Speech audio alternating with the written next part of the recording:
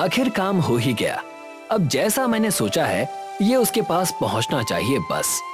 चलो अब मेरे निकलने का वक्त हो गया। माँ मुझे माफ कर दो माँ, बहुत लाड़ और प्यार से पाला, लेकिन ये दुनिया आपकी जैसी नहीं है माँ। मैंने जिससे प्यार किया उसने भी ठुकरा दिया, संजना ने भी मुझे ठुकरा दिया माँ।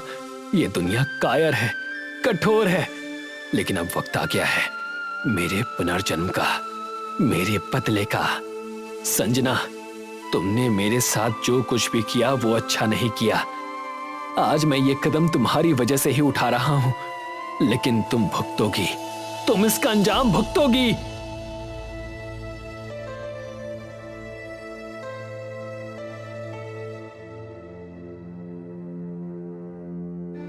संजना और राहुल एक दूसरे से बहुत प्यार करते थे। संजना एक बड़े कॉर्पोरेट कंपनी में एचआर के तौर पर काम करती थी और राहुल एक डॉक्टर था। 5 साल के रिलेशनशिप के बाद दोनों अपने रिश्ते को आगे बढ़ाने के बारे में सोचते हैं। अच्छा सुनो ना। बोलो। क्यों ना लिव इन में शिफ्ट हो जाए? Are you sure? हाँ आई एम श्योर। अब इतनी अच्छी लड़की को छोड़ने की बेवकूफी कौन करेगा? राहुल की बातों से संजना सहमत हो गई थी। उसने और राहुल ने घर ढूंढना शुरू कर दिया, लेकिन राहुल और संजना कोई एक घर तय नहीं कर पा रहे थे। संजना उन दोनों के लिए एक शांत और अच्छा घर चाहती थी, जहां शहर का शोर शराबा ना हो। राहुल तुम सच में शिफ्ट होना चाहते हो? हाँ बाबा बिल्कुल, ये कैसा सवाल था? नहीं, वो मैं सोच रही थी कि क्यों ना हम दोनों ये प्लान ड्रॉप कर दें। लेकिन हुआ क्या है? अरे हमें जैसा घर चाहिए वैसा मिल भी तो नहीं रहा है ना।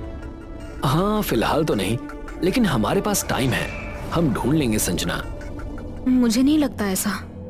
अरे नाराज मत हो, देखो मैंने तय किया है कि इस साल का वैलेंटाइन मैं तुम्हारे साथ हम दोनों के नए घर में मनाऊंगा और मैं ये करके रहूंगा। ओके। तभी राहुल को एक दोस्त का कॉल आता है। हे राहुल, मैंने सुना है कि तुम नया घर ढूंढ रहे हो। हाँ बिल्कुल। ग्रेट, तो क्यों ना तुम मेरा घर आकर देख लो। किसी काम की वजह से मैं कहीं और शिफ्ट हो रही हूँ और मुझे पैसों की बहुत जरूरत है, तो मैं ये घर बेच रही हूँ। अरे तुम्हारा काम हो गया समझो, मैं कल ही वहां आता हूँ। राहुल और संजना रिया का घर देखने चले गए और उन्हें वो घर पसंद भी आया। उन्होंने वो घर खरीद लिया और जल्दी ही दोनों वहां शिफ्ट हो गए। उस जगह की खूबसूरती और शांति मनमोहक थी। वाह, काफी अच्छी जगह घर मिला है हमें।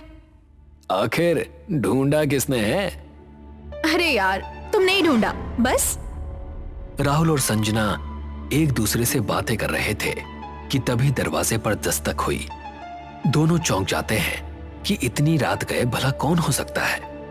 राहुल ने दरवाजा खोला तो वहां उसे एक पार्सल मिला।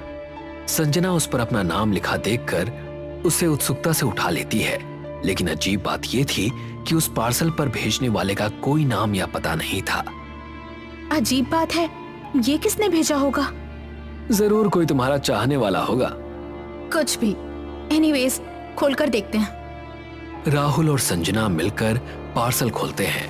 तब संजना चौंक जाती है। अरे आई एम सॉरी यार, लेकिन पार्सल में मक्खी कौन भेजता है? सॉरी पर ये काफी अजीब है। वही तो, छोड़ो मैं इसे फेंक देती हूँ। अरे रुको, इसे फेंकने की जरूरत नहीं है। मतलब किसी ने प्यार से भेजा है तुम्हें, ये फेंक क्यों रही हो? इसे हम घर में रखते हैं, शो पीस के तौर पर। सच में? हाँ हाँ, अब चलो सो जाते हैं, कल सुबह काम पर भी तो जाना है।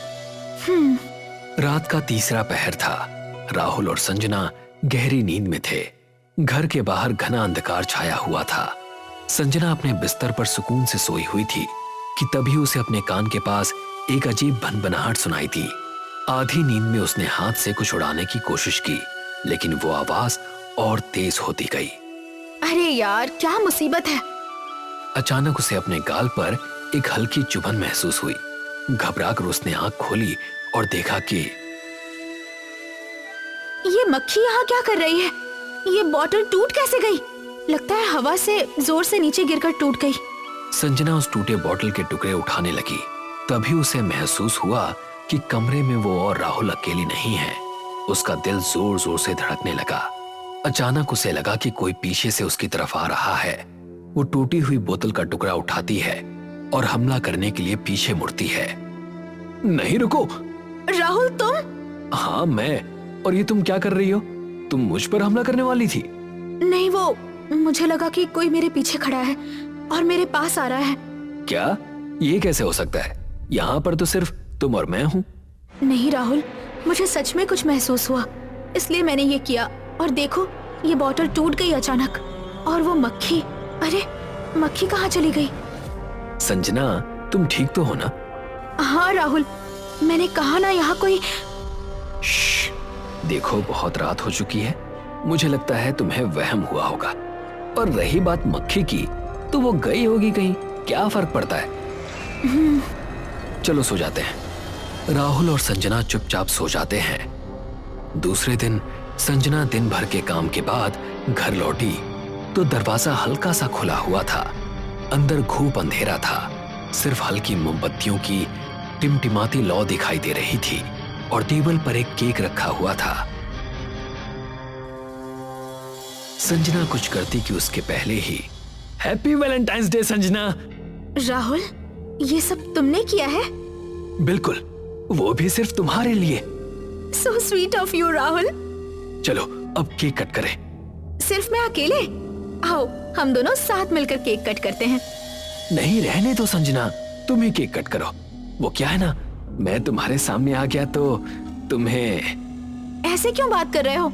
देखो अब बहुत हो गया, ये हमारा दिन है, तो ऐसी लुका छुपी क्यों? चलो आओ। ठीक है, जैसा तुम चाहो। जैसे ही राहुल सामने आया, संजना ने देखा कि उसका आधा चेहरा कुरेदा हुआ था, जैसे ये किसी मक्खी ने किया हो, और पूरे कपड़े खून से सने हुए थे। उसका ये हाल देख संजना की आंखें फटी की फटी रह गई। राहुल, राहुल, ये सब क्या है? ये सब किसने किया? क्या हुआ संजना? तुम्हें मेरा ये नया रूप पसंद नहीं आया? राहुल धीरे धीरे संजना के पास जाने लगा। देखो, मेरे पास मत आना, दूर रहो मुझसे, दूर रहो। अरे, तुम तो इस राहुल से भी दूर भागने लगी। राहुल के मुंह से यह अजीब बात सुनकर संजना घबरा गई। राहुल खुद के बारे में ऐसा क्यों बोल रहा था? इस राहुल से क्या मतलब? संजना के सवाल पर राहुल जोर जोर से हंसने लगा कि तभी याद करो संजना, 5 साल पहले तुम्हारे ऑफिस में एक लड़का तुम्हारे साथ काम कर रहा था। बड़ा ही सीधा साधा और मेहनती था वो। बस उसकी एक ही दिक्कत थी, कोई भी उसके साथ दोस्ती नहीं करता था, क्योंकि उसका चेहरा आधा जला हुआ था। बेचारा वो लड़का काफी अकेला था। तब उसकी एक लड़की के साथ दोस्ती हुई। वो उससे अच्छा बर्ताव करती थी, लेकिन जब बात उससे प्यार करने की आई तो लड़की ने उसे उसके ही रूप को लेकर जलील कर दिया और ऑफिस से निकलवा दिया। याद आया वो लड़का कौन था? रंजन?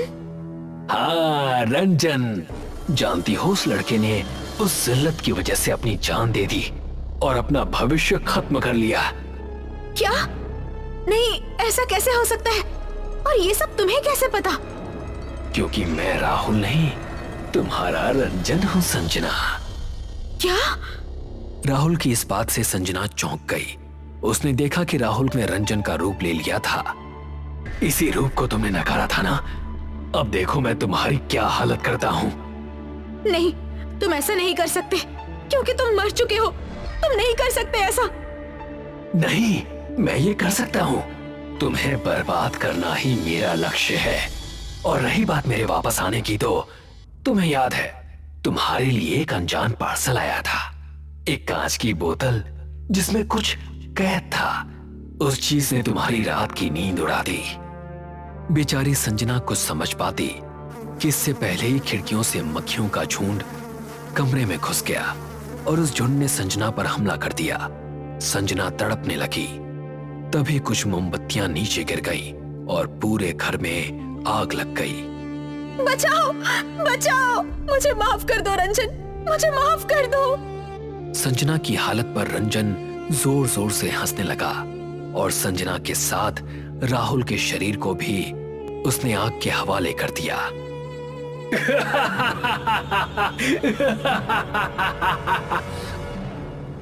तनु अपने दोस्तों के साथ एक बहुत ही भयानक दिखने वाले खंडहर नुमा गुफा के अंदर खड़ी हुई दीवार पर बने हुए भयानक मकड़ियों के चित्रों को देखे जा रही थी। यहाँ से चलो चलो, मुझे तो यहाँ पर बहुत ही डर लग रहा है। इन चित्रों को बहुत ध्यान से देखो रश्मि। ना बाबा ना, मैं इन चित्रों को अब इससे ज्यादा और नहीं देख पाऊंगी। रश्मि, जब तुम्हें इतना ही डर लगता था तो फिर तुम हमारे साथ यहाँ आई ही क्यों? तनु, रश्मि सही कह रही है। मुझे लगता है कि हम सबको यहाँ पर नहीं आना चाहिए था। अंकित, तुमने इस गांव के आदिवासियों की दंत कथाओं को शायद ठीक से सुना नहीं है। कहते हैं कि किसी जमाने में ये गुफा यहाँ की रानी का सीक्रेट कमरा था, जहाँ पर वो अपना वेश बदलती थी। क्या मतलब वेश बदलती थी? इन चित्रों को ध्यान से देखो। देखो, इन सभी चित्रों में एक लड़की का आधा धड़ इंसानों का है और आधा धड़ किसी मकड़ी का। तभी कुछ आदिवासी लोग उस गुफा के अंदर घुस आए।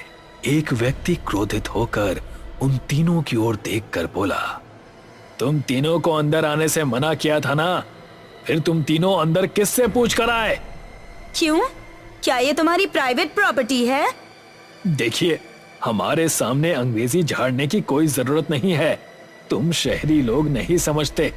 आइंदा इस गुफा के अंदर मत आना। इस गुफा के अंदर सुंदर लड़कियों का आना सख्त मना है। अंकित तनु से बोला, देखो, ये आदिवासी लोग कुछ भी कर सकते हैं। फिलहाल तो यहाँ से चलो तनु, इसी में हमारी भलाई है। अंकित की बात सुनकर तनु अपने दोस्तों के साथ वहां से अपने होटल में चली गई और अपने रूम में गुस्से से बैठ गई। अब गुस्सा खत्म करो तनु, हो सकता है वो आदिवासी सही बोल रहा हो। तुम भी उन आदिवासियों की घिसी पिटी बातों में आने लगे। मेरी समझ में नहीं आता कि तुम्हें और रश्मि को आखिर हो क्या गया है। देखो तनु, एडवेंचर एक हद तक ही अच्छा होता है। मैं तुम दोनों की तरह डरपोक नहीं हूँ। मैं आज रात उस गुफा के अंदर जरूर जाऊंगी। मेरे अंदर उस रानी को देखने की जिज्ञासा पैदा हो चुकी है। तनु, हम तुम्हें जबरदस्ती रोक नहीं सकते। बस तुमसे इतना कहना चाहते हैं कि तुम्हें उन आदिवासियों की बात को मान लेना चाहिए। तनु रश्मि की बात पर कुछ नहीं बोली और वो अपने बिस्तर पर लेट गई। रात के 2 बज चुके थे। तनु चुपचाप उसी गुफा के अंदर जलती हुई मशाल लेकर घुस गई और उस गुफा की दीवार पर बने हुए चित्रों को किसी सम्मोहित अवस्था में देखने लगी। तभी उसकी नजर गुफा के एक दरवाजे पर पड़ी। दोपहर के समय तो ये दरवाजा मुझे नजर ही नहीं आया। जरूर ये कोई गुप्त दरवाजा है जो शायद मशाल की रोशनी से ही नजर आता है। तनु उस दरवाजे को खोलकर अंदर चली गई। अंदर का दृश्य देखकर तनु की आंखें फटी की फटी रह गई। तभी तनु के कानों में उसके दोस्त अंकित की आवाज टकराई। तनु, मैं जानता हूं कि तुम गुफा के अंदर हो। अब सीधे तरीके से बाहर आती हो या फिर मैं तुम्हारी मॉम को कॉल लगाऊं? ये अंकित भी ना। तनु गुफा के कमरे से बाहर निकल आई। बाहर अंकित और रश्मि उसे गुस्से से घूर रहे थे। तनु, हम दोनों ने पैकिंग कर ली है। बाहर कार खड़ी है। हम तीनों अभी और इसी वक्त वापस मुंबई जा रहे हैं। तनु अपने दोस्तों के साथ अपने शहर मुंबई चली गई। दरअसल तनु और उसके दोस्त घूमने फिरने और एडवेंचर के बहुत शौकीन थे। वो तीनों एक आदिवासी इलाके में घूमने के लिए गए थे। तनु अपने बेडरूम में गहरी नींद में सो रही थी कि तभी उसकी माँ ने उसे जगा दिया। तुमने मुझे क्यों जगाया? बेटी, तुम्हें आए हुए 2 दिन हो गए हैं। तुम अपने कमरे से बाहर ही नहीं निकल रही। ना कुछ खाती हो ना कुछ पीती हो, क्योंकि मुझे बिल्कुल भी भूख नहीं है। जाओ मेरे कमरे से बाहर निकल जाओ। मुझे नींद आ रही है। ये तुम मुझसे किस अंदाज में बात कर रही हो? तुम्हारा दिमाग खराब तो नहीं हो गया ना? तनु की आंखें क्रोध से लाल हो गईं। यहाँ से निकलो। मैं आखिरी बार चेतावनी दे रही हूँ। तनु की माँ के शरीर के रोंगटे न जाने क्यों खड़े होने लगे। वो डरती हुई उसके कमरे से बाहर निकल आई। बाहर तनु के पिता अपनी पत्नी से बोले, क्या हुआ? तनु उठी नहीं क्या? पता नहीं तनु को क्या हो गया है। जब मैंने उसे उठाया तो वो गुस्से में अनाप शनाप बकने लगी। शायद थकी हुई होगी। मुझे तो कुछ गड़बड़ लग रही है।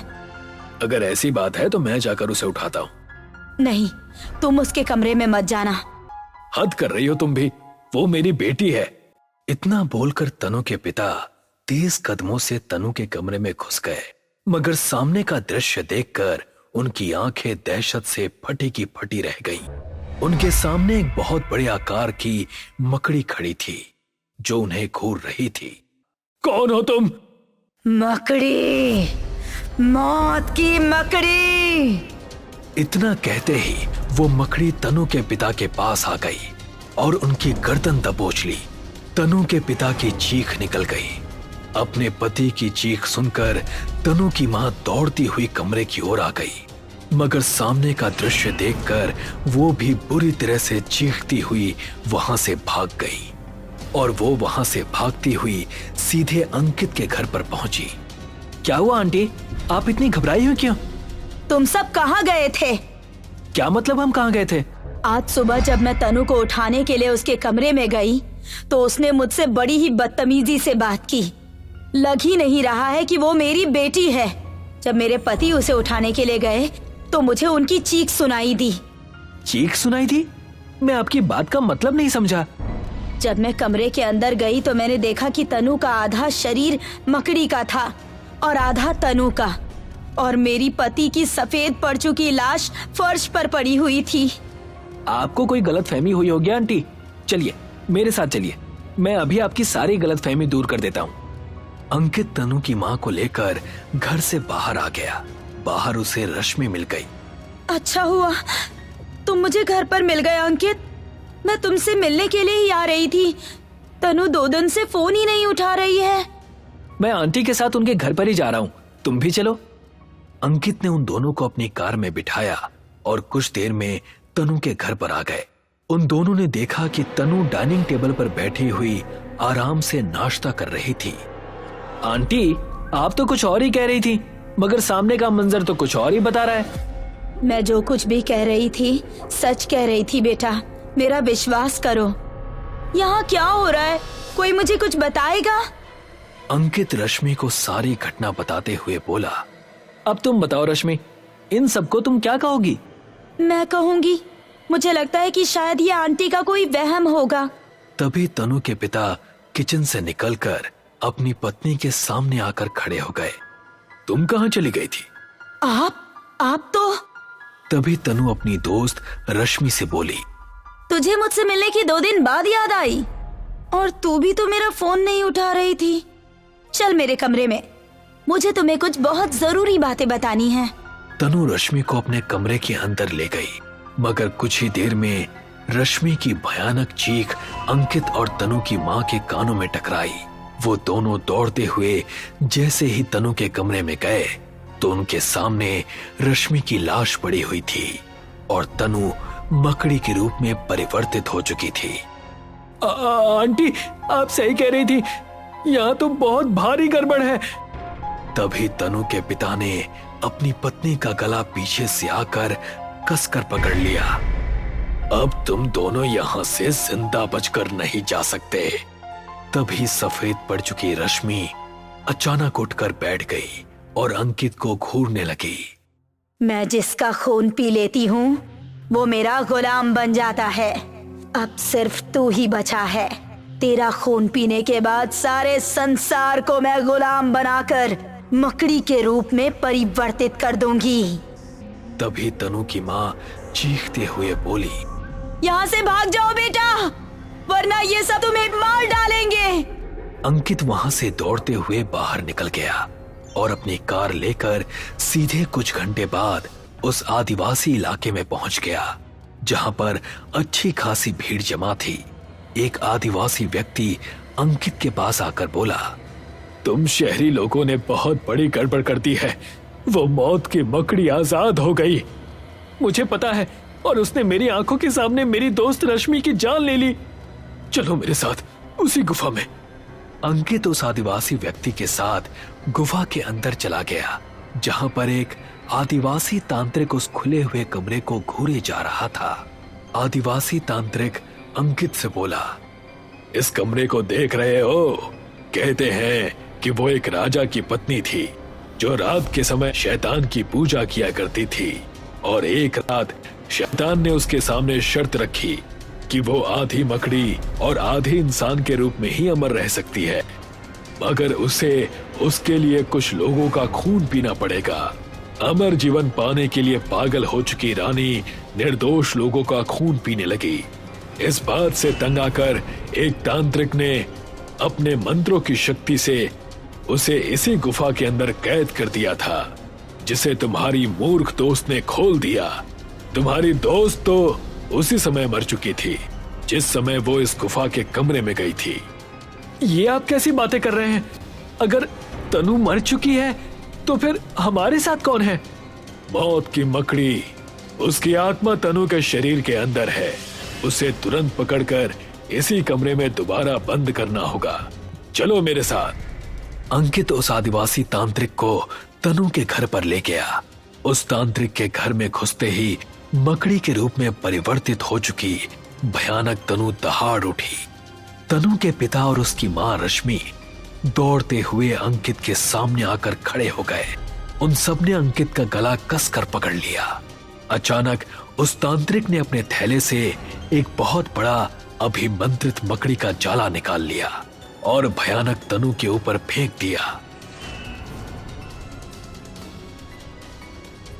और फिर अपनी मटकी खोली। कुछ ही क्षणों में वो जाला धुएं में परिवर्तित हो गया और वो धुआं उस मटकी के अंदर समा गया। आदिवासी तांत्रिक ने तुरंत उस मटकी को बंद कर दिया। तनु और उसकी मां पिता जमीन पर गिर गया। देखा तुमने? अपनी दोस्त की लाश को गौर से देखो, ये भी 2 दिन पहले ही मर चुकी है। अब मैं इस मटकी को उस गुफा के गुप्त कमरे के अंदर बंद कर दूंगा और दरवाजे को मंत्रों की शक्ति से बंद कर दूंगा। इतना कहकर तांत्रिक वहां से चला गया।